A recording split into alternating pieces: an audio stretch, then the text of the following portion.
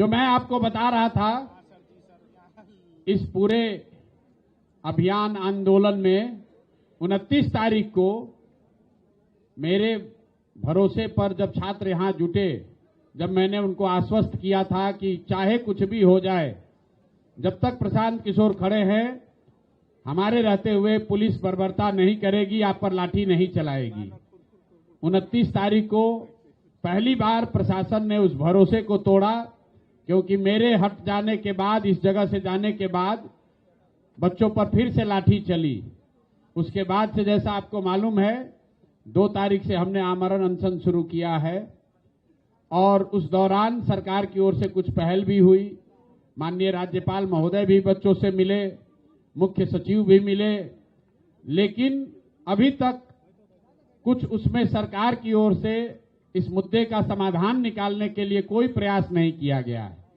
आज न्यायालय में इस पूरे प्रकरण पर सुनवाई शुरू हुई है। मुझे पता नहीं है, शायद आप लोगों को जानकारी हो गई, कुछ ही क्षण में न्यायालय का शायद कुछ निर्णय भी आए।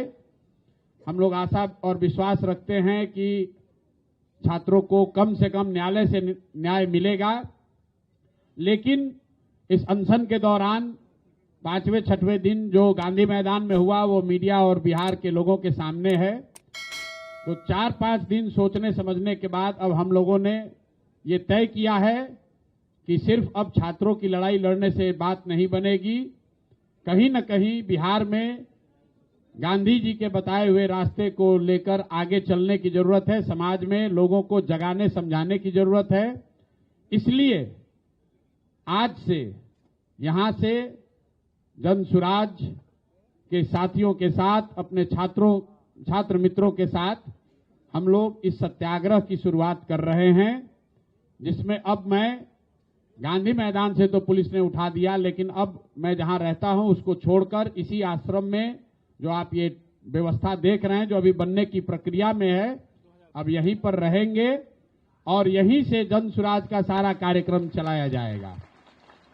लेकिन उससे बढ़कर ये इस जगह को हम लोग इस तरह से बनाना, विकसित करना चाहते हैं ताकि बिहार का हर वो व्यक्ति जो यहाँ की व्यवस्था से दुखित है, यहाँ की व्यवस्था का पीड़ित है, उन सारे लोगों के लिए ये प्लेटफॉर्म, ये आश्रम आवाज बने, उनके साथ हम लोग खड़े हो सके, उनके दुख दर्द के साथी बन सके।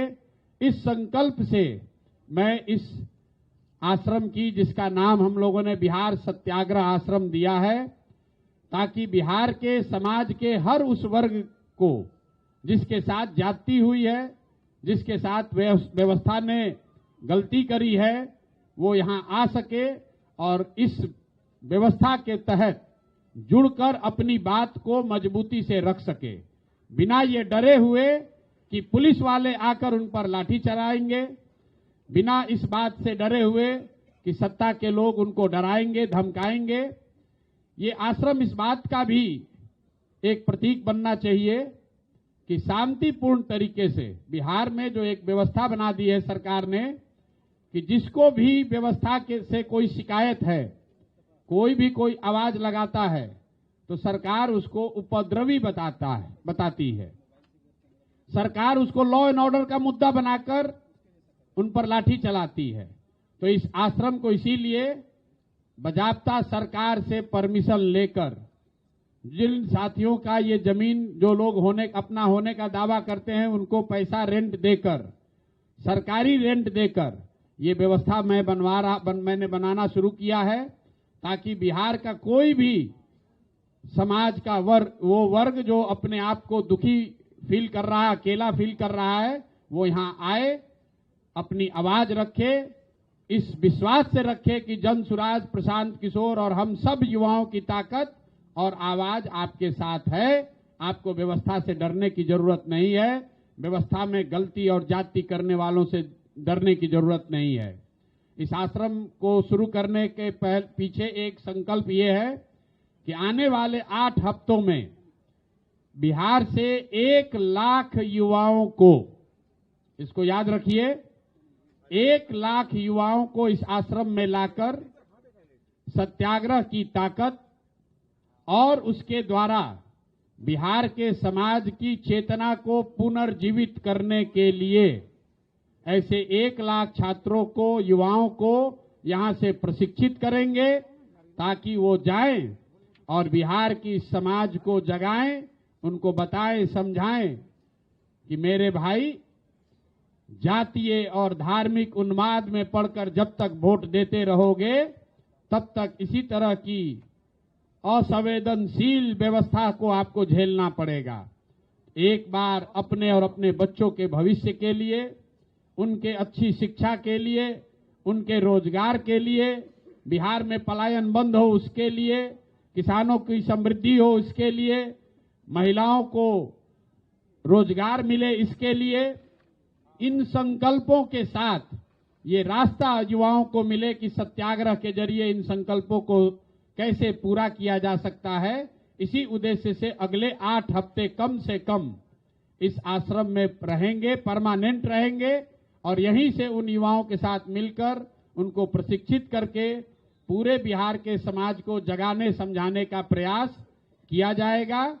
और इसी संकल्प को लेकर अब इस सत्याग्रह की यहां से शुरुआत कर रहे हैं। प्रशासन को, सरकार को कोई डरने की जरूरत नहीं है। हम लोग कोई रैली नहीं करने वाले हैं, कोई धरना प्रदर्शन नहीं करने वाले हैं, सरकार पर कोई सड़कों पर तोड़फोड़ नहीं करने वाले हैं, लेकिन बिहार में सत्य की राज की स्थापना हो इसके लिए युवाओं को जगाने समझाने वाले हैं। बिहार में सत्य के राज की स्थापना हो इसलिए ये सत्याग्रह शुरू कर रहे हैं। बिहार के हर बच्चे को, गरीब अमीर बच्चे को अच्छी शिक्षा की व्यवस्था हो इसलिए इस सत्याग्रह को शुरू कर रहे हैं।